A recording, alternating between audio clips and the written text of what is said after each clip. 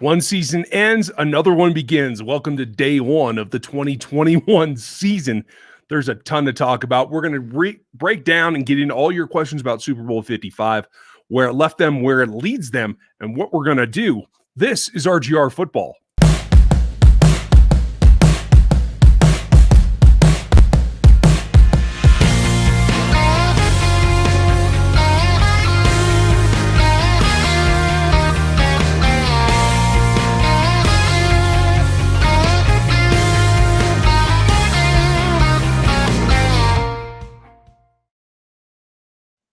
Welcome back, everybody, to RGR Football. I'm going to pull up your comments here, and we're going to get started on those here in just a minute. I have the headphones on because Dan will likely be joining us here a little bit later.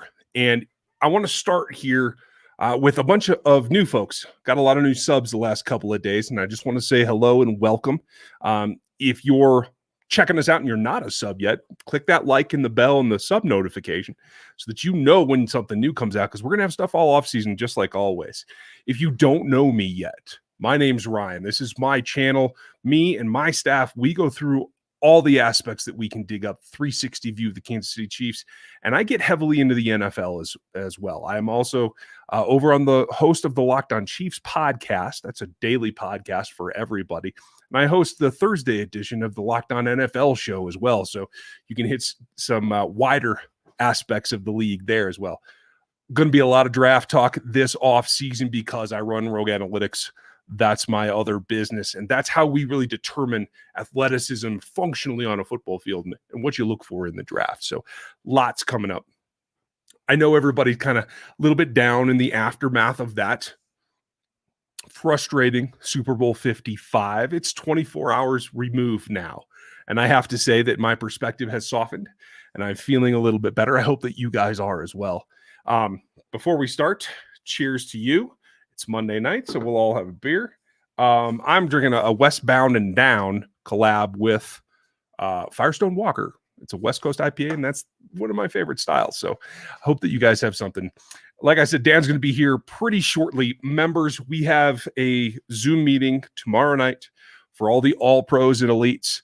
And folks, if you're considering a membership, you get, videos start, and I do some content every week for the members. Rookies get all the videos. Starters get to be in the live streams that are members only, and then the rookies get to see them later, and then so on and so forth. It's a lot of fun, and it's honestly a lot less chaos than we have here on Monday nights, but these are the most fun. So I saw a comment earlier, and I'm going to back up to it. Usually I just start from scratch. And we have a super chat. Anybody who leaves a super chat, please, very much appreciated. Thank you for your support. If you want to help the channel, that's the easiest way to do it here on RGR itself. But the store for all the gear and the Trooper logo stuff and all that stuff actually helps out just as much, if not more. So check that out as well. And Cole, I can't find it, but Cole, or maybe I just did.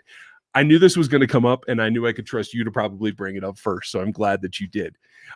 It was something that came up today that supposedly the Cardinals and Patrick Peterson are going to part ways.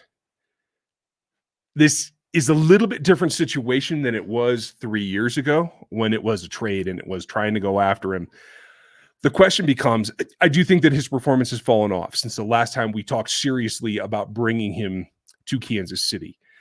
That said, a savvy veteran, if he's willing to play cheap for a chance to go to a Super Bowl with Patrick Mahomes, I think that's worth bringing him in. They have the possibility of losing Breeland. They have the possibility of losing Ward. Ward's going to be a restricted free agent, so they get to make a tender on him. I expect him to be back, but you never quite know. And then obviously with Snead and Fenton, you could use some depth there. And honestly, a veteran, a guy that is a perennial Pro Bowler, I think you could use some guidance, some maturity in that room as well. I think that would be a nice balance. Does he want to play for what the Chiefs can afford? That's what becomes the question.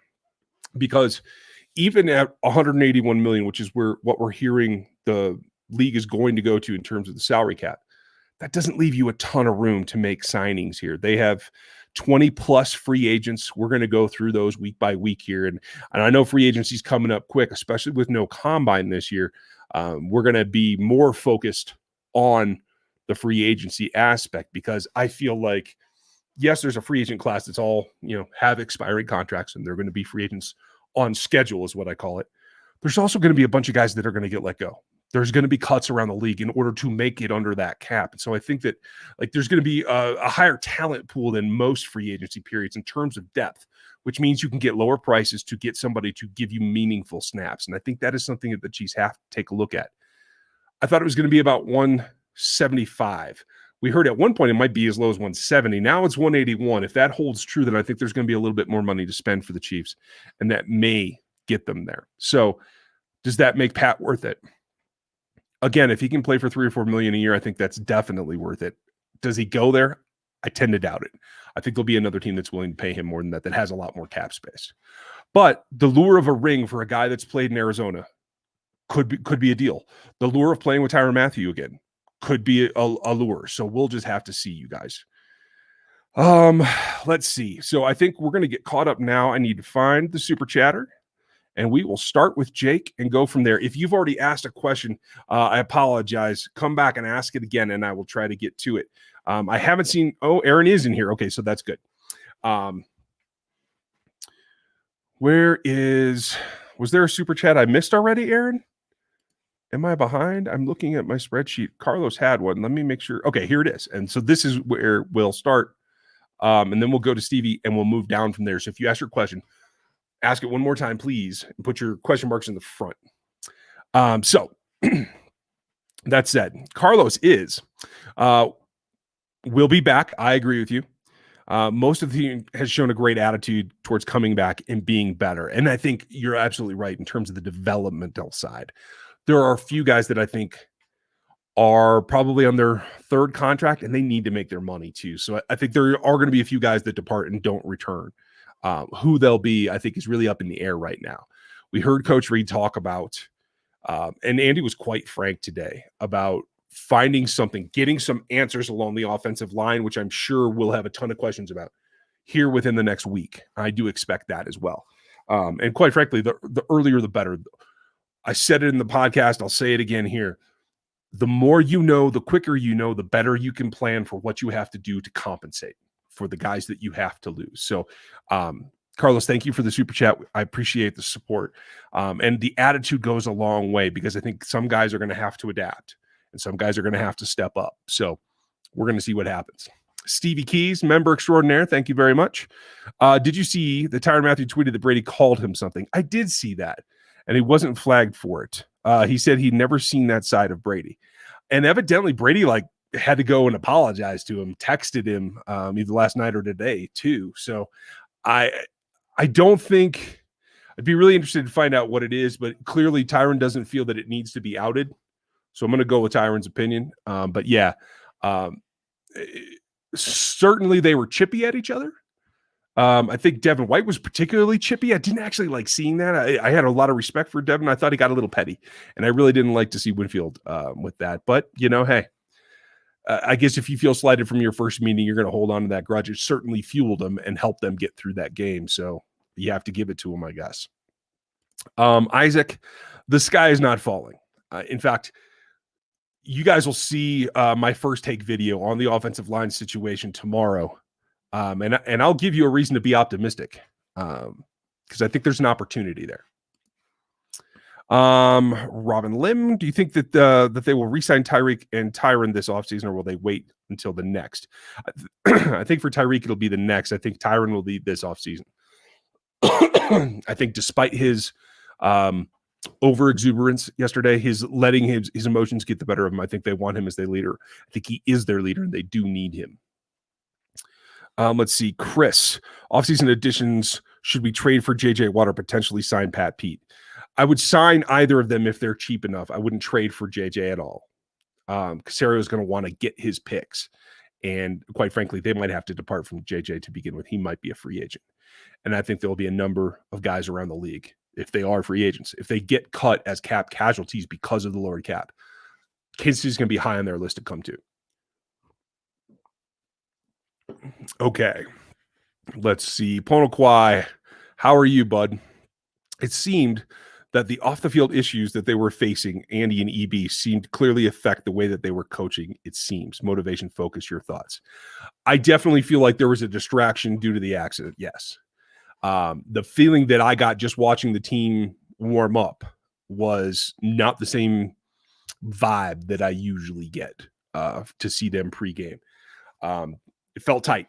It did not feel loose at all. And I think that was part of the problem all the way across the board. And even Travis Kelce said, we were just all out of sync. Everybody had problems. It was an entire team. And, I tweeted for Tommy at the time. Pringle had a good night on special teams. I thought Tommy, yes, he muffed that ball, but he recovered and he got it done. I mean, that could have been a disastrous play when he dropped that. So, it just felt like everybody was out in left field. And to try to pull it back together, I mean, Mahomes gave you everything he can possibly give you. Could he have changed some things? Sure, we'll talk about that too, but effort was not the problem. Jeffrey Porter, thank you very much. You and I have a lot of work to do, my friend. I have some interesting stuff coming your way. We will catch up. But here's to you. Shades of Smokey and the Bandit, yes. There's beer in Texarkana. And let's see here. Hot and spicy. How many prospects have you watched so far? I've been waiting all year for draft content. I've only done a handful, probably not even 10 guys yet, like 8. I will tell you this. I'll give you a name right now that I am probably going to latch onto like I did Diggs last season. I think Jabril Cox out of LSU could be a guy that you pair with Willie Gay for the future. He's definitely raw. He's way rawer than Patrick Queen was, but he has the skills. I need to see him run flat out because what he was asked to do at LSU leaves him standing up a little tall for me behind the line of scrimmage. I didn't see that downhill charge. He's a guy that needs to be coached up, but just like Willie, he's got some instincts, and I think he's more athletic than he actually showed on film due to the thinking aspect. He's a guy who came from North Dakota State, went to LSU for 1 season. Now he's going to the NFL. Somebody to look at. Let's see. Hefe. Oh, wait, you're not talking to me. Sorry. Michael, any belief that the running backs coach, Dylan McCullough, left for a college associate head coach job because Andy refused to use more of a run scheme? No, I don't think so. The coaches, he's going to be paid to develop guys. Whether that fits the game plan that week or not, I don't think has an effect. I don't feel like he felt slighted in any way or anything like that. It's a really good opportunity to go from a position coach in the NFL to an associate head coach with position responsibilities in the NCAAs. That's a really good gig. That's a stepping stone towards coming back to the NFL eventually as a coordinator or a head coach or being a head coach in college. So I think that's an opportunity he just couldn't pass up. I would not read the negative into that. Matrix, finally an NFL talk area to talk without being critiqued. People critique me all the time, man. Ruthless. Peterson at safety because he's not going back to the Cardinals, or at corner. Is he going to take a pay cut? I think you want to give him a shot at corner. I don't know if the speed's there anymore. We'd have to look, but man, if Patrick can do what Charles Woodson did, you just saw him going in the Hall of Fame, making that transition. If Patrick could go to a free safety and let Juan come up and you can run double robber with Juan and Tyrann Mathieu, you're in business. And that 3 safety dime set just changed dramatically into a playmaking machine. Michael, what does Sammy do that Byron Pringle couldn't? This season, very, very little. And I know they had to back off him. He was not near 100%. He might have been 60% in that game.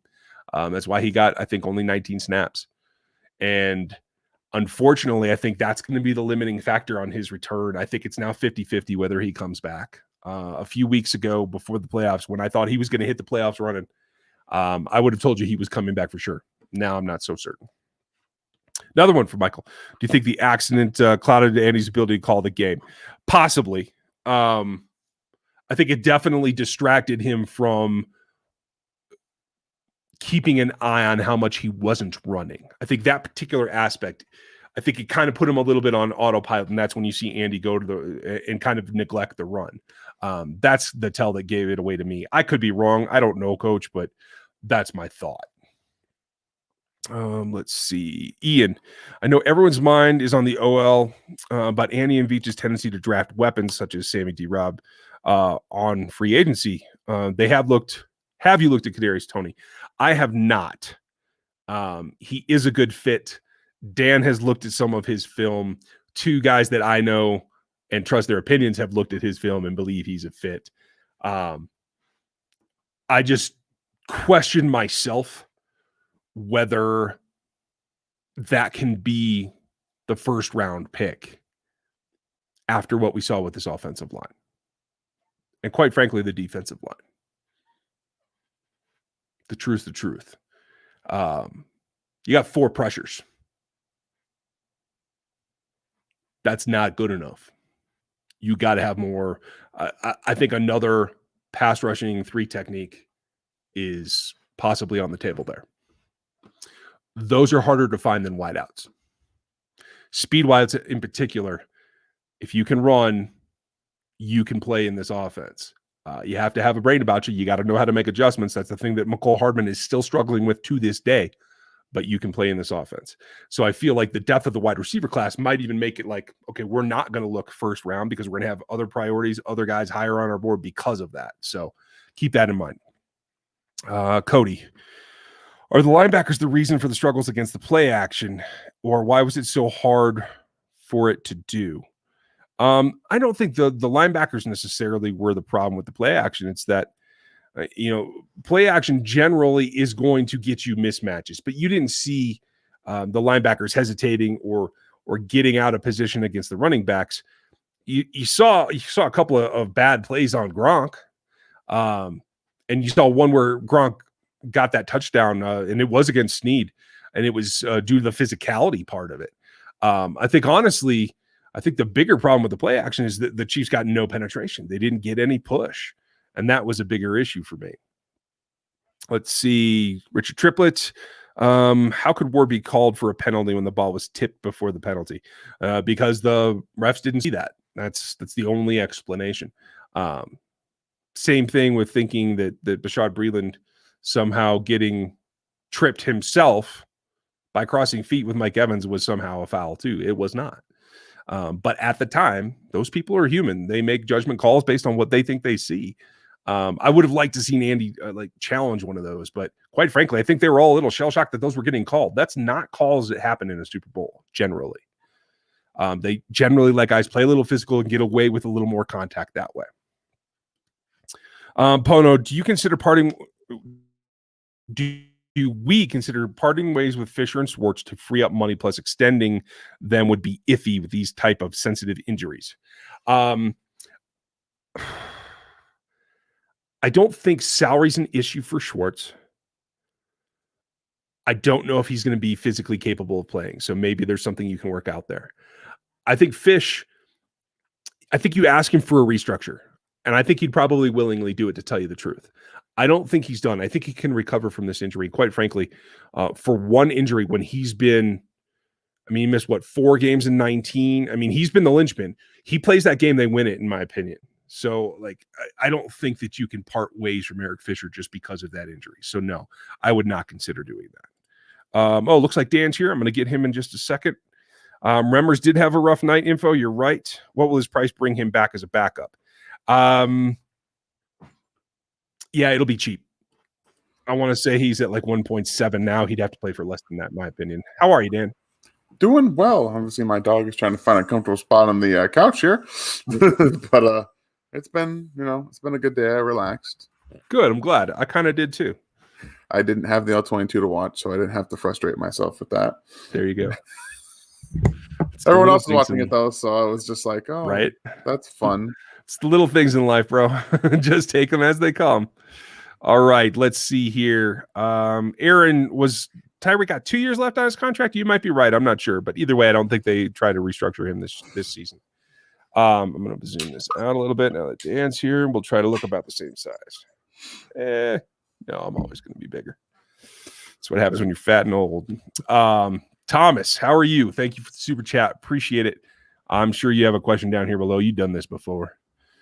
John, I think it's funny that the same refs in the first AFC Championship game that we lost to Brady. Yeah. And And Nick Jacobs doesn't think it's a coincidence. So, hey, there's some people who watch this team a lot that feel that that's, It's kind of sad and depressing in a way. Yeah. Timeout before halftime was, again, Andy flubbing time management and crucial decision. I completely disagree. That was him showing faith in his quarterback to rally that offensive group and get something done. Yeah, I agree with that. And we've seen Andy do some interesting things with timeouts before, but I feel like, they were trying to get it done right, and he was just trying to do what he thought was right at the time. And not a lot of things went right in that game, and he was probably trying to figure some things out. Yeah, I cannot put anything past that. Daryl, yeah, it was the same head referee. It was not the same crew. Like, the crew has changed. Yeah. So we need to be specific about that. Johnny Blue Jeans, thank you for your super chat. You. We appreciate it very much. We've seen unstoppable teams like the 99 Rams, the 10 Packers, the 13 Hawks have devastating loss and never return to the Super Bowl. Does Casey avoid being the next one? Absolutely, in my opinion. They're going to have to do some things, because just like the 13 Seahawks, which is obviously the most recent, and one of the things that really sticks in my mind, him and Aaron Rodgers are great quarterbacks. Russell Wilson and Aaron Rodgers are great quarterbacks, but the teams around them have never had the same page in terms of getting what they need to get done. Right now, the Packers are the closest they've ever been, and yet they still can't get that spot. So I think that we're excuse me, the offensive line is the biggest thing to doing that, in my opinion. I think they can figure everything else out. They can get weapons around Mahomes to continue to make him successful. But if you're going to have him running around the backfield, getting hit, and unable to get the ball out, if they're not getting back to the Super Bowl unless you fix the offensive line. Yeah, I agree with you. And I think there's a way, and I'm going to outline it for you guys tomorrow in the first draft video, that they can take advantage of that situation. I think there's some things to be done there. But I agree with you. It's got to start with the offensive line. You have depth in the secondary, which is the next key component to defending people with weapons. So that's important. The pass rush is not working. And I'm not going to lay it at any one person's feet. As a whole, they're young on one side. They have vets on the other. The problem is they just didn't get it done. And I love Colin Saunders, but for him to not be able to get active on a team that didn't get but 4 pressures is a problem. And so I think there is a defensive lineman or two in this draft awaiting to be taken. Yeah, there's definitely some things we can criticize Brett Veach for picks. Like that's kind of how it is. He's done a great job of getting the team to the Super Bowl and managing the cap and stuff like that. But this coming season is a very critical draft for the future going forward. They've traded up in the second round multiple times and for the most part got nothing in return. So they're going to have to correct that error if they're going to continue with making sure the Chiefs can always be in contention. And I'm going to go back to my thought from last season. Nothing has changed for me in terms of draft strategy. It is a trade down draft strategy for me because you have to get younger at a number of positions and you need depth. So thank you, John. We appreciate the question. That was a good one, and it gives us a lot to talk about. Gary, I don't know, especially when he was bent over backwards there. That last hit was to the face. I think that should have been a penalty myself. Why didn't they get penalties for anything? True. Are they going after a linebacker? In the draft, I would think that they probably can get one. I don't know when. That's going to be the question. And quite frankly, it depends on what they get for Kendall Fuller. I think right now it's probably a 4th rounder, which means you might have a shot at getting a linebacker that can get on the field. Something, yeah. I think we're kind of seeing, like I've talked about in the past, the return of the importance of the linebacker position. It's a small step forward, but if you look at Devin White and Devin Bush of the Steelers, you didn't get to see him this year because of the injury. But if you have linebackers with that speed and that size that can get downhill, play in the run game, but also play in the pass and get sideline to sideline, that's extremely important to a defense. And I know that a linebacker has been very similar in terms of valuing the position in the draft. With running backs don't matter, you can take linebackers whenever you want to. That kind of thing is going to change a little bit. I think that it has to going forward in order for you to be able to defend tight ends that are getting more like Travis Kelce, running backs that are becoming more dangerous out of the backfield. It's just kind of something you have to do, and linebackers are now catching up. Yeah. I mean, the more athletic the tight ends get, the more athletic the linebackers have to get. Yeah. It's a seesaw, you guys. It's a pendulum through the league. No matter what's changing, the league will adapt back to it, just like we saw Todd do. Gooch, good point here. Sherman wants to play 2 more years and he's a free agent. He's giving away his truck. He has plenty of money, so I think he comes back cheap. Sherman will be a cheap. Yeah, but I can also understand wanting to play a little bit. Right. Yeah, I could too. That's a very good point. Although at his age, he's going to be 33 next season. Maybe he's like, my back's in pretty good shape. Maybe I'll just keep lifting and have a good time. After the last couple of years, I would imagine it probably is. Yeah, right. Dodge Sanitary. Frank didn't live up to his contract in 2020. I don't think that's a hot take. Should we expect anything this offseason? I think it's legitimate to criticize, to tell you the truth. Yes, because he never made that surge that we were expecting. Does that mean that he can't? I don't know. But it's definitely worth exploring. And I think that's some searching that the team's going to be doing as well. Yeah, I think that his injury or whatever it is with his stomach condition is affecting him more. And we did see an uptick in his production, in his sacks, and his pressures halfway through the season when he actually started ticking up a little bit. But at the same time, he's not doing enough collectively to justify the $20 million that he's getting a year. And that's kind of the truth of the matter. I love what he brings to the team. I think you saw in the first couple drives the intelligence he can still play. He still plays with. He did a great job on that jet sweep to Scotty Miller. He just stayed there and waited him out, which is exactly what you need to do.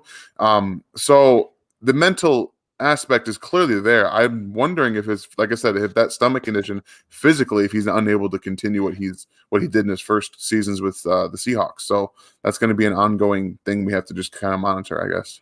Yeah, I agree. That said, I think the maneuvering was worth it. D Ford hasn't played for the Niners worth anything, so you're okay. That said, that's a good point. Frank made that play. He made that sack. Yeah, that was a really good sack too. He was moving around. He played inside some last night. It's not for a lack of effort. I do feel like some of it is attention. Some of it is the stomach. Like they need more. They need more actual pass rush rather than guys that they feel they can develop. That's where it's got to be for me. I wonder if they would have blitzed a little bit more last night, if that would have helped. Don't even start me. 6 blitzes after you blitzed Brady 50% of the time last time, and it worked. There was definitely something that they felt that Brady either had their number or they couldn't disguise it enough, but for some reason they didn't blitz, which is totally out of character. In fact, I'll bring this up. No, I won't, because I closed the window. It's the lowest percentage of blitz they've had since Drew Brees. Every other game to finish the season since week 12 was higher. So I am confused by that. And again, I just had to think that it was film study that they felt like they couldn't disguise it enough to get away with it. I don't know. They let Brady do what he wanted to do in that game by not blitzing him. He wanted to run the ball. He wanted to play action pass. He wanted to wait and see what the linebackers were going to do and then check down to a running back. He did everything he wanted to do in that game. It was like he was back in New England. Yeah. So don't even start with me that he all of a sudden became this amazing quarterback. No. Yeah, no. He did what he's done for the last 10 years. Like, that's just what he's done. Patriot fan, I know it's you that always clicks the thumbs down on these things. I know you're here. Cole, speaking of EB, he's going to sign an extension. Yeah, they didn't have him sign because they expected him to be a head coach by now. So I think they'll do it 1 year and they'll wait it out. Yeah, that seems about right. New helmets for next year with Velcro on the mask. That's cute. Hey, there were a lot of bad ones last night. I just want to defend Darryl a little bit because on replay, he had a linebacker behind, and Devin White took a serious swipe. I think he actually got in his vision line of trying to make that catch. Yeah, I don't know. I think the guy. I think Winfield did the same thing with Hill. I couldn't see exactly where his hand was in relation to his eyes. Hill was like all bent back around, and I know that was. You want them to catch the football in these situations, obviously, but I just still can't believe Mahomes delivered the football accurately enough to give them opportunities at those catches. Yeah. Steve, I don't think bringing back Doug is going to do anything but make more cooks in the kitchen. You know what I mean? Yeah, he got out of Philadelphia because he didn't like people telling him what to do. Right. When it comes here, he's going to be told what to do. You think he's not going to go back under Andy's hamburger bun. You know what I mean? Anymore. Daryl, make sure you cancel that card like right now. Don't worry about the super chat. Dang, but I hope that you're safe. It's more of a problem than that. Casey, thank you very much. I appreciate it, and I like knowing that folks are listening to the podcast too. Who's next? Thomas. Would having another 10 end help the Chiefs run the game and the pass game yesterday? I mean, having one that can block, yes. Kaiser isn't it. And as much as I like Deon Yelder, he's not a forceful blocker. I'm going to bring it up. I'm going to bring it back. Demetrius Harris would have helped them a little bit in this game. Maybe. He can pass block at least. He can block. He can run block, and he can pass block. Yep. And what the Bucs said, we're going to go to what the Bills did in week 6. We're going to play coverage. We're not going to blitz you that much. We're going to let you run the football if you want to run the football. And they didn't. They let the linebackers just drop into the pass sets. They let the defensive ends come off the football, run after Patrick. They did exactly what the Bucs wanted them to do, was just throw the football all night. And I'll tell you this. Clyde Edwards-Helaire was the best back on the field last night. And it wasn't close, by the way. Nope. He made Shaq Barrett look stupid in the backfield. And then some Bucs fan is going to say, but he got a 26-yard run that wrecked his average. So did Fournette, 27-yarder. I don't want to hear it. An inferior line opened up enough holes for Clyde to get through. Those were on draw plays, by the way, guys. Those were on draw plays. Well done. They also only ran one pitch. They also didn't run an actual speed option, which with the way that he was running around, he certainly could have accomplished. Why not? Yeah, he's running for his life anyway. You may as well let him do a speed option. Yeah, I mean, he'd run like 17 miles by halftime. So, I mean, it was. I feel bad. I feel really bad for Patrick after watching that game. And again, back to that question earlier, somebody asked about, can they get back to the Super Bowl again? Or does this become Aaron Rodgers not getting back? He said today, not only is this going to fuel me for next year, it's going to fuel me my whole career. I will not forget this moment. That's enough for me because that quarterback can drive an entire team. You saw what happened last night. I mean, the dude was like horizontal at one point. Yeah, he was literally off the ground. He was off the ground. And he threw a football 30 yards on a dime to Darrell Williams. On a dime. Like it was literally perfectly placed from sideways on the field, horizontal on the field. Like, what are you asking from this guy? Yeah. Steve, you asked an interesting question. Who do they need to replace? Coaches and players. It's an interesting I don't know. Like, obviously, they're going to have to replace 2 guys that are leaving. Britt Reid will not be with this staff, I doubt. I do not believe there's nobody that can be. Dylan McCullough is a loss. Let's not sugarcoat it. He is a loss. Who you get to come back, that's really interesting. I actually think Spencer Ware would be a great coach. I think it's too early for him, but I like that. I really do. Deuce has already got a job, unfortunately. So like that could have been a cool option. But you need to do that. I would like to see them not just like replace somebody. I don't have a problem with any of the defensive coaches. I think Matt House is doing a good job with what he has. I think Brendan Daly is a defensive coordinator in the making. 100%. I honestly thought he was going to get some calls this year. I thought so too. But I think they need a bigger staff. I think more coaches would do better because this team is getting younger this offseason. Yeah. I think they're going to need it. I think Andy Heck could use another assistant. Ed Chung was here a few years ago, and I don't think they've ever replaced him. So like I think they could use more hands on deck from the coaching staff. In terms of replacing starters, nothing against Tano Passanio. I don't think he's a starting level guy that can provide what they need. No, he's clearly leveled off. Like he is what he is. Yeah. I love Derek Nottie on first down. I like him 90% on second down. On third down, they need somebody, and no offense to Tershawn Wharton, he had an incredible year for a rookie. He topped out midseason, and he hasn't progressed since then, and that's normal. That's nothing wrong. But they need another pass rushing 3-tech, period. Whether it's him. I agree with that. Other replacements, I mean, we can talk about our O-line. We can spend 2 hours talking about the O-line. I'm prepared to do that, guys. I know that you are. You've already got questions about Kadarius Toney, as well as a couple of other people. So we know your plate's full, folks. Let him do a little work. I'll start watching film too. Not a problem. Just keep them coming. Right. Press division. Did you see all the opportunities the Chiefs receivers had to drop? Yeah. I mean, that was glaring. And again, that goes back to my thought earlier that the whole team was just a little bit off. Do you think Andy Reid adjusted better in the second half? Doesn't seem like it. No. He gave it a shot. He gave it a few runs. We saw Clyde start to click, and then they went away from it again. And I can't say that it's all Andy either. Go ahead. No, it's so frustrating to see that too. Like, you see them get some of the draw plays in, you see them be effective. Then they go to Darryl, it doesn't work the same, and then they're like, okay, we have to go start throwing the football again. You don't always have to do that. And I think that Patrick needs to start learning a little bit on the RPOs.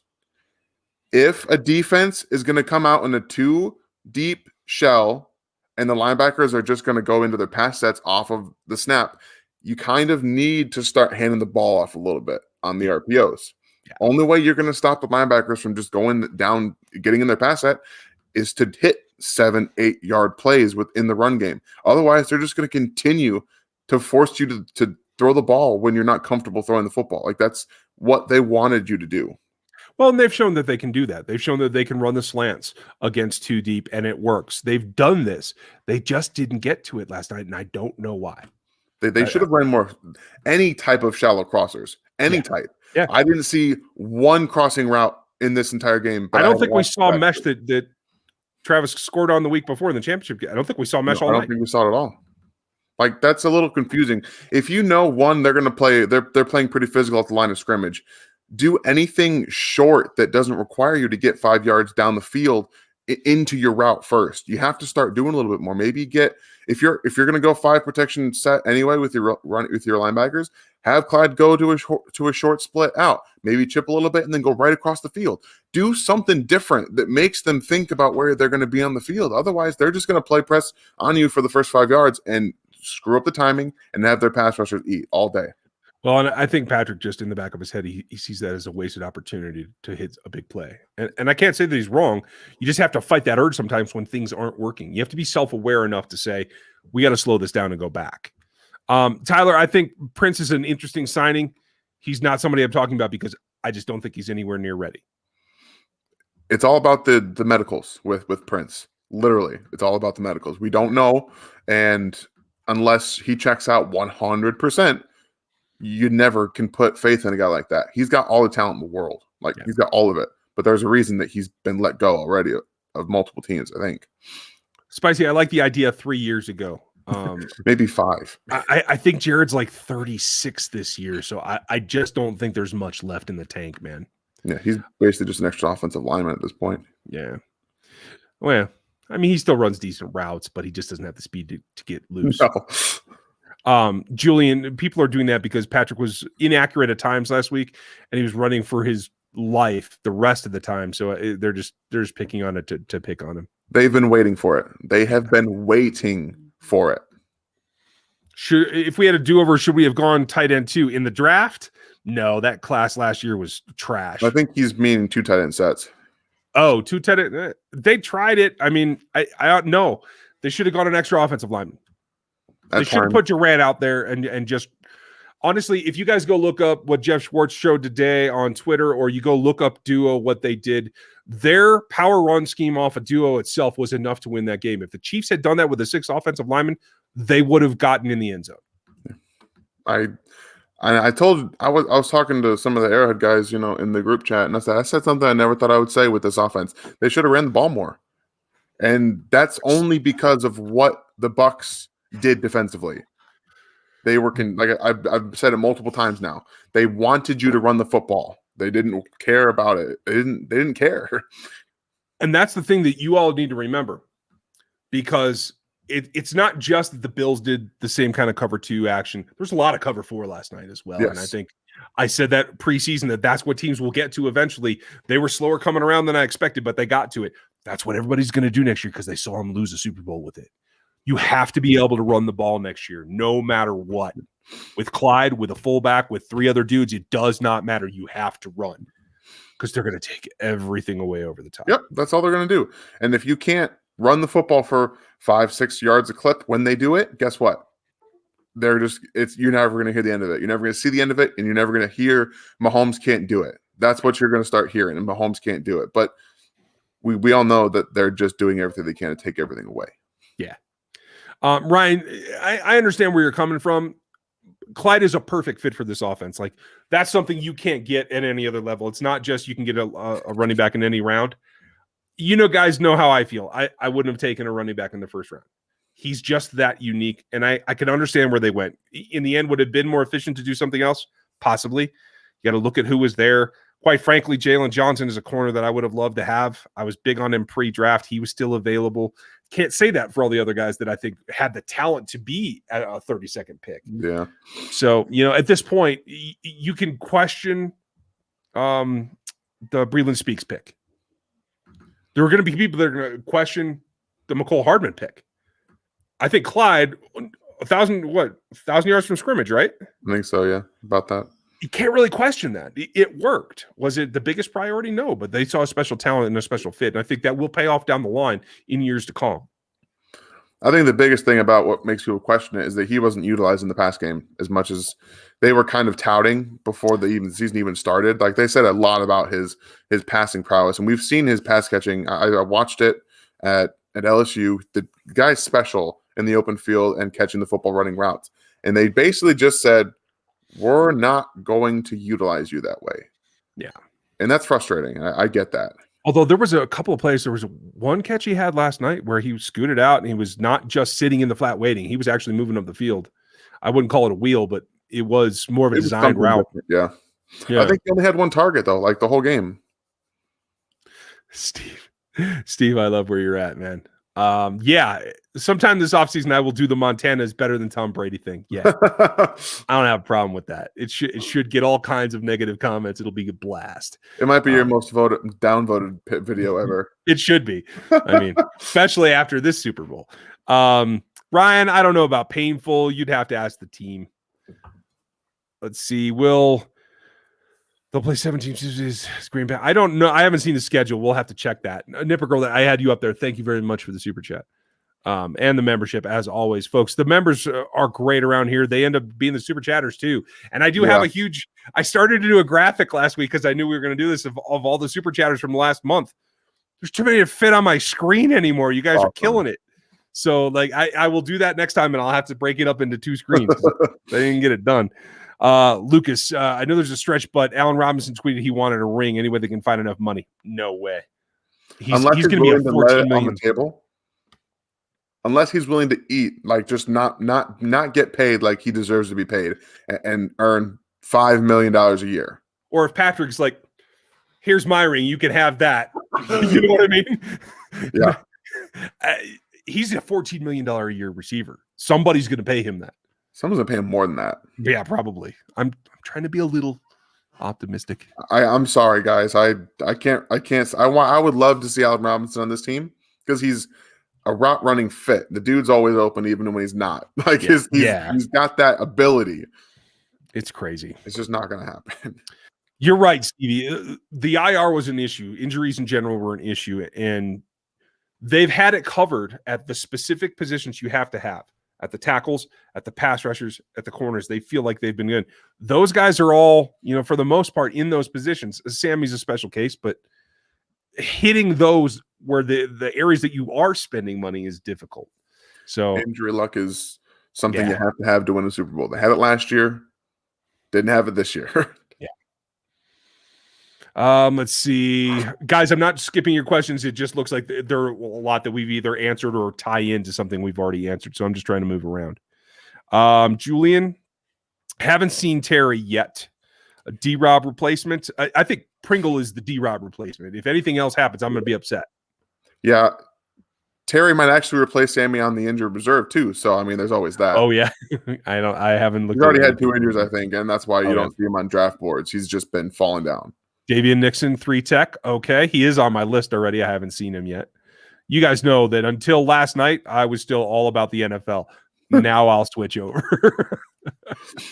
Ryan, Townsend had an awful showing last night. What the hell? Another punter because I think he recovered pretty well. He was clearly nervous, but honestly, he dropped that ball and he picked it up and got it out of there. not even just got out of there. He launched that sucker out of there. Yeah. Like Launched. now the follow-up, the Obviously 30-yard punt, that was an issue. Yes, I agree. But don't quit on him, Ryan. He did something in recovering that drop punt most punters could never do. Ask Pat McAfee. No, he's got the talent too. He's got an absolute cannon on his leg. You just got to teach a little bit more of the accuracy things. Like that's some of the things that you're going to have to do. He's still a rookie. Like this is his first year in the NFL. So you just got to give some of these guys some time. That's what happens when you have a guy like Dustin Colquitt, who is just automatic inside the 20. Now people are kind of like wanting that back, but you got to get it back in increments, and you have to learn. And it's not just going to be, hey, there's, in my opinion, what should be a Hall of Fame punter, and you're not going to just go from that to just automatically having a guy who's just automatic again. Like it's just not going to happen. Yeah, it takes some development. Folks, we're 45 minutes in, and I neglected to say this. If you're enjoying this, make sure you sub, because we're going to do it all off season every Monday night. There's like maybe 1 week this year I might be on vacation. That's going to be it, in which Dan will just have a field day. You guys can all talk trash about it. It's fun. You guys can do whatever you want. I mean, we'll do some crazy stuff that night. Jim, you have a very good point, but I will say this. Shaquille Barrett played exactly the way I expected him to play, and that he would have crushed a design rollout to his side. You could have gone to JPP, but I think that was still an iffy proposition. The only time I would have definitely rolled naked, like is what I think you're getting at here, is when Vea was on the outside. Yeah, that's it. Because that was one of the things that I had questioned going in, why they haven't doing any of the offensive line motions.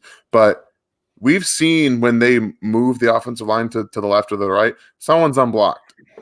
And the way that the defensive ends are playing, you don't want that. You don't want it. I hear you. Westbrook as a coach, I like the idea, Cole. I'm not sure if that's in the cards or not. I feel like that's something he should have already been exploring if he wanted to do it, but maybe Andy can some different things. I don't know. Stevie, I missed those. I mean, for a post-game loss, and we're at 500 people in the chat, I just missed those. I apologize. We're doing that Zoom tomorrow night. We'll go over everything tomorrow night. Let's see. Ryan. Obviously, generational talent at QB. Will Andy look at this and realize he needs more balance? Maybe. In his drafting, probably. Not so much in the offense. Yeah. Ifeanyi? Is that how you say it? I'm not sure. They didn't go run heavy because Andy doesn't go run heavy. He will adapt when he needs to, but he will never start that way. So that's why. And unfortunately, again, I think with the distraction and everything else, I think maybe it just felt like they kind of fell to default. Like, we're going to do what we do. And I think that's when Andy gets in a rut or gets distracted or feels stressed from some other thing. I think that's some of those times when he goes away from the run too much. Get some tunnel vision. Yeah, it happens to everybody. Jerry, what's your opinion on the guard tackle V? Elijah Vera Tucker? Yeah, that guy can almost play any position on the offensive line. And that's something you really like to see out of offensive linemen, especially for this specific offense. Andy loves those kind of guys that can play just about anywhere. Excuse me. And one thing, I'm not so sure if he can play center fully, but since the Chiefs might need a tackle anyway, he can play guard and tackle. I do know that. So that's an idea for if he slides to 31, I think you pull a trigger immediately. Like, he's probably the best, if not one of the best, if not the best offensive lineman prospects in the draft. When in doubt, protect Patrick. That's what this franchise right now. That's how they're going to have to address it. Yeah, it has to be. Okay, here's some of your questions, Stevie. What grade would you give each coach last night? I thought the secondary was good, so Sam Madison gets a B+. I thought the linebackers were iffy. I'll give Matt House a B-. I can't hold the defensive line's performance against Brandon Daly, so I'm not going to do that. In fact, this is going to get me in trouble, so I think I'm going to stop. I'm just going to go not good enough, guys. Like those, you remember those like S's that you used to get in grade school before you like first, second grade? Those S's, satisfactory. Not it's like an S- going into a U. It was very underwhelming performance all around. CB, I think you can bring Mike Pennell back. I mean, for a run stopper only, he's pretty cheap now. It just depends. The way more important thing is getting a pass rush out of that 3 spot. Yeah, I feel like you just let Pinnell go and find a way to see what Saunders has, because I know that he was coming on at the end of 2019 in the run department. Maybe you let Pinnell go, you see what he's got in terms of pass rush upside, because we saw it in college. That's why he was drafted as high as he was, because of the athleticism, the pass rush, and the ability to possibly anchor and run stop. So, yeah. Stevie, no, there's no way that any Bucks players are going to leave Tom Brady now. Especially after they just won a Super Bowl. Yeah, he got their hooks in. I mean, Gronk is like throwing gold-plated parties. It's party time down there. They ain't leaving. Cody, can Antonio Callaway do something? No. Probably not. Byron Pringle is what you guys are going to want to see more of next year. I think that Callaway is a guy that has a lot of talent, but he's not going to be able to get on the field. Yeah. Canadian Chief, I like your comment. I have no answer for you, my friend. Let's see. Good point, Aaron. If you guys do want in on that Zoom meeting, you can always jump up a level or become a member for the first time. The Zoom meetings are a lot of fun. Stevie, I'll tell you, I'm not as calm. When will Fisher recover? Sorry, I missed that one before I went to Stevie. Henry, that's a very good question. Everybody's a little bit different. I think Derek actually started to look decent, like he could move around pretty well at like the 9-10 month thing. Mike DeVito took a little bit longer, in my opinion. I think Fish, it's anywhere from 9 to 15 months. It's a real bad range. He's probably not going to be. I'm assuming he's not going to play next year. Yeah, or if not until like the last quarter. Yeah. Stevie, you're absolutely right. It's like I said that or something, huh? Damn. But at the same time, like, was it worth the investment in that pick? No. So exactly, like it's the draft board. I don't exactly remember what it was, but I do know that there wasn't a whole lot of upgrades that the Chiefs could have had at 32. I know that they just wanted to see what they could add, and Clyde is a better running back than they had on the roster. I love Damian Williams, but he's got some vision issues, and Clyde's much better in that department. So I like him as a 1-2 punch, though, and I think that's what it'll be next year. Ryan, good question. Who's going to be the contenders? You're going to see Josh Allen for the next several years, and I think Herbert might start to give him a run in the West. As long as they get healthy. If there's something in the water over there, like they seem to just continuously have injury issues. So if they get healthy, that they're 100% in the race, because that defense, the talent they have, is enough to have challenged this year, in my opinion. But they're just never healthy. Yeah, I'm with you. And if it's selective, I think Herbert starts to have the Mahomes factor that he can lift the guys that are left. That's how much. Hey. If you brought in a former running back coach to groom for offensive coordinator, who would you like? Charles, LT, Antonio Pierce, DeMarco Murray? None of them. I don't think Jamal is has the ability to be a running backs coach. I'm not sure that's like something he's even wanting to do. And all those guys, I think, understand the run aspect. I don't think they're anywhere near the creative types from anything I've ever seen on any of them to step outside of that and run an entire offense. Yeah. Would I hire any of those guys as a running back coach? Absolutely. All of them.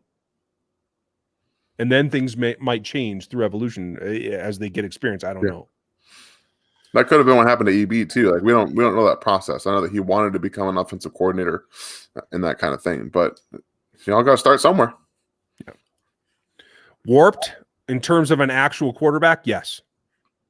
As a leader, I don't know. That's arguable. But in terms of actually making the plays himself with his arm, not with players with yak, with players out leaping other players, et cetera, I'll take Montana over Brady all day long.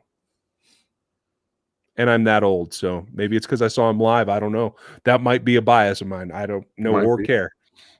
I think Tom Brady is the greatest mental quarterback of all time. So I think that the mental aspect is the reason that I would want Brady over a lot of other quarterbacks, even though they had the talent. Tyler, I didn't realize they even signed Gore. So Who's that? Yeah, I don't have any thoughts. Sorry. I apologize. I've never heard of that guy before. Yeah, I didn't even see the announcement either, so I must have missed it. Jerry, okay, we got you there. Sorry, I'm falling behind here, you guys. Beth, how are you? Do you think that they will give McCole another year? Oh, McCole another year at tight, or get right to trade him for a different, better receiver? He has no trade value. He'll get another year. Yeah. He will be here until his rookie contract runs out at the very least.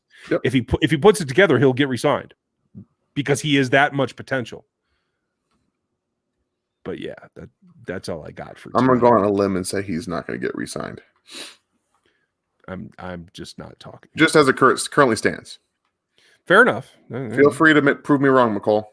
Yeah, for the love of God. I've been waiting 3 seasons. Let's go. Nobody has talked him up more than me. So I'm ready. Good Lord. You're concerned about the seeming lack of preparedness for the game. What do you attribute it to? I don't know. I think there was a miscalculation if what Tyreek said was true and they were expecting single high. And maybe that's because they have a familiarity with Todd Bowles and they expected him to do what he's always done and not change. You guys heard my game plan. I knew that they were going to do exactly what they did. I think sometimes there's some overthinking because the league really is about relationships. And I think sometimes that kind of throws common sense off because no matter what it said, and Dan, you said it best last night, no matter what you thought was going to happen, you had to have a plan for both. And it didn't seem to work out that way. I think it was pretty obvious they didn't. And that was the most disappointing thing about that game. Yeah. That they just seemed like they were unprepared. Yeah. Doug, Juan played about a third of the snaps. He played 33% of the snaps? Yeah. He wasn't targeted. He showed up on a couple of plays. I didn't think he made any mistakes. He just was not like a big piece of it. And I think that comes back to the fact that they chose not to blitz. If they're blitzing, he's the deep guy all the time, every time. They chose not to do that for some reason, and I just don't know why. But he's still the best pure safety on the team. I'm with you. I think they forced him into base more. I'm trying to look for Neiman's snaps right here. He played 50 snaps. They forced him into base more than they wanted to be, and I think that was part of it. See, playing the 2 tight end sets, that's what they wanted to do. They wanted to get their linebackers on the field and exploit them with the tight ends and the running backs. You saw that because the wide receivers combined for something like 80 yards around there Yep. for the entire game out of 3 receivers, all their receivers. The Bucs knew what they were doing. Ben Neiman outsnapped Damian Wilson, Yeah. who saved a touchdown. He and Hitch. And that's the sad thing is because I thought Frank made some really nice plays. Damian and Hitch made a couple of nice plays on that drive, and then it just got silenced the rest of the time. It wasn't enough. Really but there's not another safety that played. It was Sorensen and Matthew that played 100% of the snaps, and then there was Thornhill. There was not another safety that took the field. So that's tells you frustrating thing. Yeah, and that tells you what they were forced into doing. They felt they had to have the base out there, which, again, if this is a month ago, that's Willie Gay out there chasing guys down. It's not that would have made a big difference. I agree. I don't have any other way to even look at this game and not agree. So, do you think Leonard Fournette scores on that run if Willie's on the field? No, nope. I'm not so sure he does.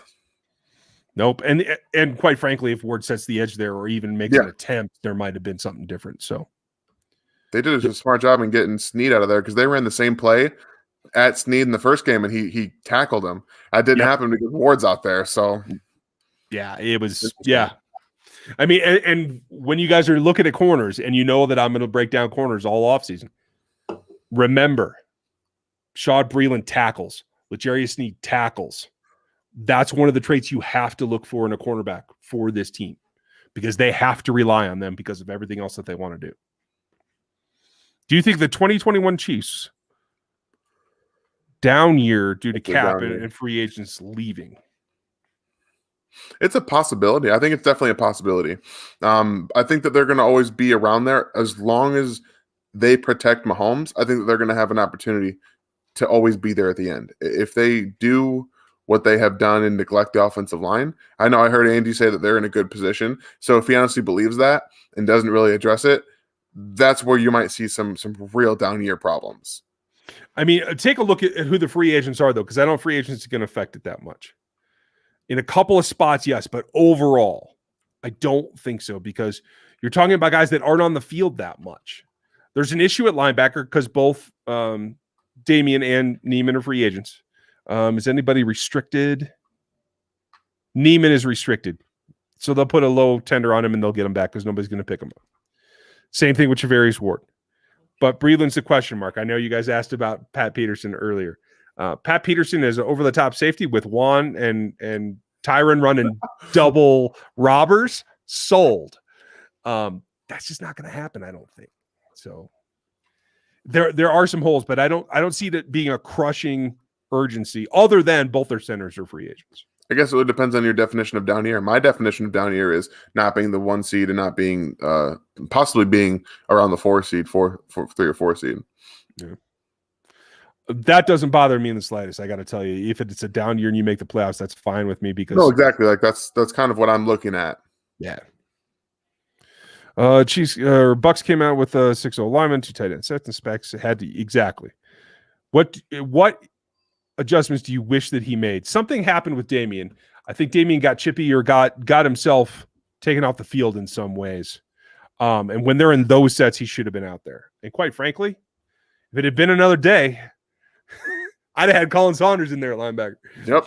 I done talked about that. Not going to lie. I think they're better off with Colin Saunders out there than having to play Neiman 100% of the snaps or how many he played. Like that's at least get some variety out there because he's athletic. At least he can do some things differently that the linebackers they had out there can't do.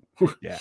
Especially when it's a team like this, who knows they're going to try to power it with over O-line and double T's.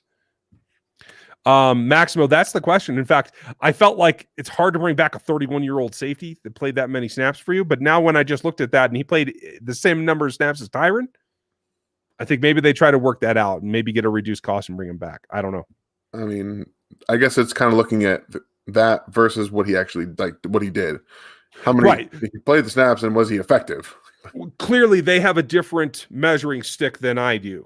I mean, you all know how I feel about Dan, but I think they like him for what he does in that he's reliable in what his skill set is. If he takes quite a bit less money to stay, he'll be on the team next year. I would cut him, but that's me. In reference to Vets signing with Mahomes and Chiefs to chase a ring, will Vets consider Chiefs over Bucks, who have $38 million in cap space? No.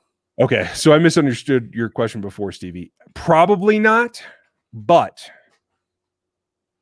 if it's a positional thing where they feel they can get on the field, it might change that. Yeah. Jim Murphy, rollouts. I think it could have helped if they were designed rollouts to get the ball out in a specific route, not just rolling the pocket for the sake of rolling the pocket. I don't think that would have helped. Why would we want to groom an RB coach for an OC? Because that's the next guy. Yeah, exactly. Because he's the precedent. And I think they do feel comfortable with him. Oh, Gooch, see you in the Zoom. All right, man. Have a good night. Yes, you will. Thanks as always. Maximo, thank you as always. Philip, I understand why Mahomes had issues, but why is the rest of the team so unprepared? Drops penalties, composure, energy. We don't know. Like even Travis said that they were just all a step off. Like something was wrong. They couldn't put their finger on it. Yeah, there's some weird plays with Travis that looks like he was lost on the play. Like he looked like he didn't know what was going on. And that's not like this team. It's just not. Yeah. And I don't know if it was the travel or if it was distraction at home. I don't know what it was, but something affected them. Yep. Ryan, it was one legit worst games I've ever seen. Adjustments and backup plans looked like they didn't have any answers. And even when they found the answer in running the ball with Clyde, they didn't stick with it. So again, that was fighting your own tendencies, and I think that was part of the limitation. You may not want to take a vacation and just leave Dan and me with Stevie. Yeah, that might be trouble, Gooch. Y'all can have your own Zoom meeting. It ain't going on the channel. Let's see. Jake Sorensen was the leading tackler all year. Should they retain him? Just like we were just thinking. They might, because, hey, trust is hard earned in this league, and they have it in him. Yes, they do. Philip, do you think that the game with Eric Fisher or Schwartz? Yes. I feel, I know Dan doesn't, but I feel if Fisher plays, they win that game. If they're both there, then I think they win. I don't believe that Fisher would have won that game because of what I saw. Okay. They didn't have any answers to what the Bucs were doing. Like, they did, as much as it was the pass rush, they were not running the routes and the route combinations to get open. Mahomes still would have had to wait longer than he wanted to throw the ball, and that's the problem. Yeah, that's fair. I think he would have been able to get more done. I think he would have felt a little more comfortable in the pocket. Probably trying to wait out some of those slants or crossers is my thought. So, Ruthless, do we draft a hybrid type like Jeremy Chin? Yes, but I don't know if there are any in this draft. Yeah, I don't know. I haven't seen any myself. I know that Jeremiah Osukwuemora out of Notre Dame is the only guy that has that type of safety at linebacker build that I know off the top of my head. There might be some guys out of schools that I don't know of as of right now. He had it. I mean, he has it kind of, but what did he weigh at the Senior Bowl? Like 218, I think. It was low, but what? Light. Isn't Simmons like 228, 225, something like that? Like, that's not that much different. Yeah. I want to say Chin was like 230, but maybe I'm wrong. Chin's different. Jeremy Chin is different. Yeah. Curtis, your idea: Niang at right tackle, LDT, a right guard, someone at center, Allegretti at left guard, and who at left tackle? Yeah, I mean those are the question marks, my friend. Too many. There's too many. Right. I think LDT does come back. That's my personal leaning, just on some of the things that he said in that interview he gave last week. That doesn't seem to be 90%, like 99% in the house either. Andy said we're going to find out some information this week. I think that's going to be part of it. So let's wait to know till we know. Yeah. Shoot, I just scrolled too far again. Hold on, backing up, folks. All of you guys with these super chats, thank you very much. I know I'm not saying that enough, but I'm trying to remember as I don't scroll us out of oblivion here. There we go. Curtis. Jason Peters at left tackle as a stopgap for Fisher. Expensive stopgap, man. That's a real expensive stopgap and an old stopgap who's been injured the last couple of years. I mean, 37 years old or something like that. Yeah. Literally, I think so. If you can guarantee me he stays healthy for the season, okay. He's not. He's 39 now. Oh, see, even worse. Yeah, no. No, not doing that. Any chance of Jason Kelsey? No. It's over. You'd have to trade for him. One, he's 33, 2, and at this point, this is what his play's been doing. I talked about it earlier today. Like, it's not getting better, and the problem with the offensive line is they need talent injection now. Yeah. Now. Yeah. Not 5 years ago. Casey Masterpiece, great question. I don't think so. No, I think it's Hitch and Willie next year. I think that's their plan. I think it's been their plan. With both Neiman and Damian free agents this year. Maybe they put a tender on Neiman to get him back, but I think it's time for Willie to take over. Yeah. Do they agree with me? I hope so. No, we can only hope. Right. I'd like to see Dirty Dan back, converted to OLB. No, he's not a Will. I mean, he gets destroyed in the run as it is. If he puts on tons of muscle. If he puts on tons of muscle, he'll be slower than Neiman. That's exactly what Neiman did. Exactly. So no. I'm sorry. Safety. His size is perfect for what they want to do with him. Yeah. No, they need to go out and find an OLB. I mean, Deion Jones is a free agent, right? If there's one place that you might want to spend some money, that could be it. I don't know. You got to get some athletes in the linebacker area outside of Willie Gay. In the general region of the middle of the field. For the love of God. Yeah, I mean, yeah, I don't know. Just Thank say I you. agree. Thank you, Philip. I appreciate that. Why can't the Chiefs? Oh, sorry, Corey. Why can't the Feast figure out how to stop Gronk? He's burned us so many times. We just talked about it. Athletes at linebacker position. Yeah. I mean, and Dan tried. Dan tried a couple of times. Then they had Snead on him. He's been trying for years. Snead got outpowered. Dan got outrun. Gronk's 1,000 years old, and he's still slippery. And they used. Before I get ahead of myself, he had 67 yards. Yeah, it's not like he ran wild. It's not like party days at ASU again. You know what I mean? For Dan's cousin here, but yeah, you guys all saw that on Twitter. For those of you that are on Twitter, there's a picture on my profile of me next to Gronk, and there were some people that apparently thought that I was playing in the Super Bowl last night. So that was interesting. There is a resemblance, man. I think you're winning because people call me Louis C.K. I can understand that. Yeah, I mean, unfortunately, so can I. If Andy can't get another Super Bowl in the span of Kelsey's career, how bad an indictment will it be of him? Would it be a complete failure? No and no. No, there's a lot of people that are talking about Andy no longer being a Hall of Fame coach. Like, what is this? What are we doing here? Nothing's changed. Nothing's changed. He's a Hall of Famer. Yeah. Necro, yep. I don't think he's going to be healthy enough to play anytime soon.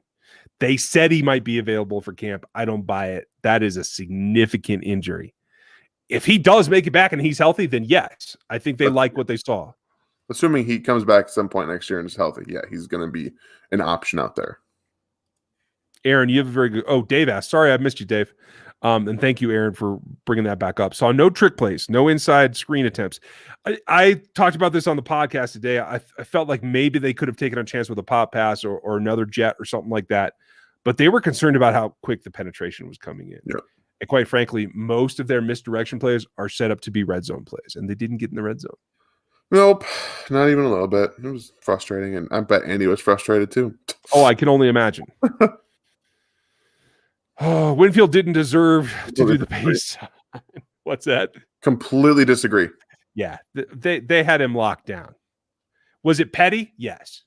But should you have done it when you actually made a play? Because I don't think he actually even hit him on that play. But I mean, he saw his opportunity, he took it. That's what you get when you're throwing up peace signs when you're running in the end zone and backflipping on people. Yeah, Tyreek Hill. No, that's why you didn't see him do anything. He walked away because one, he understands that when you're out there doing what he does on a gamely basis, if things don't go your way, guess what? It's coming right back at you.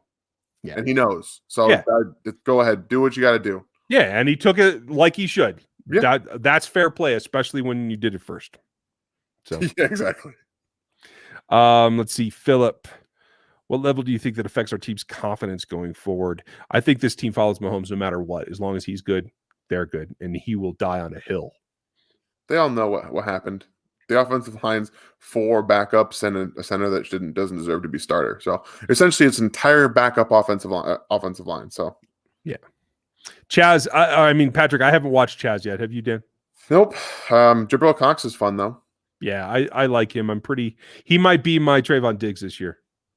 Because he is raw as all get out, but I think he's got the skills to get there. There's quite a few guys out here that I like that are raw, but the tackle out of Cincinnati, Hudson, yes, sign me up. Defensive lineman, he's got a ton of potential. He's raw, and he was shutting guys down at the Senior Bowl. Yeah, right. And that's what it comes down to. That's why I think Jabril helped himself out at the Senior Bowl. Yeah. I think honestly he plays a little bit too high. I think that's just a coaching thing. I think it's a lack of experience. I think it's a lack of playing at the elite level until this season. Nothing against North Dakota State. It's not the same level as LSU. Okay. Yeah. But yeah, I love his potential. I'm worried that people are going to overdraft him in the first round and the Chiefs won't get a shot at him. Yeah. But hey, let's see. Enzo, thank you very much for your super chat. My friend said the Bucs figured out the Chiefs offense and the Chiefs and 15 will never be the same again. Nah, this was bad execution. The Bills figured out that offense, did the same thing, and the Chiefs beat them anyway. It was an execution issue, not a schematic thing.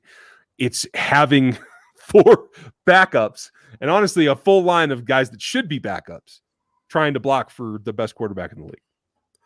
Yeah, I think that they figured out exactly what the Chiefs want to do on offense is get the ball downfield, and then you saw the Chiefs just hit their head against the wall. Continues to try and do it. Continues to try and do it because they had no faith in their offensive line to run the football. They had none. Well, and that said, lesson for Patrick too. Yeah. Don't keep trying to go downfield. Take the short underneath stuff like you've done in the past and been successful with. Make it work. Because his arm is so good that you don't need those big windows. Especially that play, you saw Travis sneak behind Terrell Edmonds against Buffalo, and he just waited a second. It was not even a full second. I shouldn't say that, given we're talking about pass rush. But a blip so that he could get it past him. That's what he needed to be doing rather than continuing to trying to press downfield. Yeah. Okay. We're all right. Let's see. We're running out of time, folks. I just realized we're actually 15 minutes over already. That's crazy. I don't know how y'all put up with me that long. So this is the last super chat. We're going to hit this and a couple more and we're out. How do you feel about the officiating? Chris wasn't happy. Yeah, the officials made some mistakes. I think they got talked to at halftime, and that's why you saw the change. Yeah. And it is what it is. I wasn't too happy about Jones's comments, to be honest with you. But yeah. It's only because I feel like he's a better player than that. At the end of the day, you can't control what the officials do. Yeah, it's BS, and we could talk about that. Some of the things they called didn't make sense, and there was NFL officials on Twitter saying that this wasn't a penalty, this wasn't a penalty, that wasn't a penalty. Yeah. I get it. In the game, after the game, well, I mean, what are you going to do? I just some of it was just a little over the top for me, but I get it. He's an emotional guy. I get it. Yeah, I mean, and quite frankly, like we said last night, it's up to you as a staff and a player to make that adjustment and realize they're calling it, whether it's out of bounds the way they're doing it or not, that's the way they're doing it. You have to adapt. End of story. Personal responsibility. Ooh, Fuller, Juju, or Sammy? I'm going to take Fuller, but the caveat is that he's healthy. Unfortunately, like you're talking about two guys that I would rather have that over Juju Smith-Schuster if they're healthy. But the problem is Fuller, outside of this last year, he's never been healthy. Sammy has never been healthy.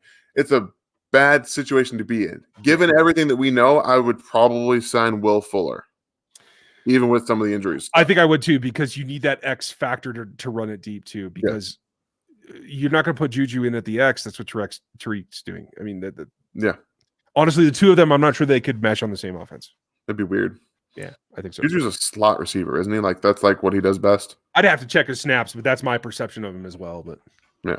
And folks, we're going to call it there because I'm late for dinner. You guys are late for whatever you're doing. We're like an hour and 15 in, and Dan's like tired of me already. So, it's the first Monday of the off season. Welcome to it. Dan's going to do a mock draft for you. I have the first take tomorrow night. You'll see that video. Then we'll have more. I'm probably going to get back into rumors because they're all going to start firing up. So, oh man, they're coming hot. After a Super Bowl loss, they're coming hot, guys. It's going to be fun. Don't go away. If you're not a sub yet, click the like and the sub and the bell notification. You members, tomorrow night stream. And for you members that don't want to jump up to those levels, we'll put it on replay for you later in the week. So you all have a great night. Thanks for being here, and we'll talk to you next time.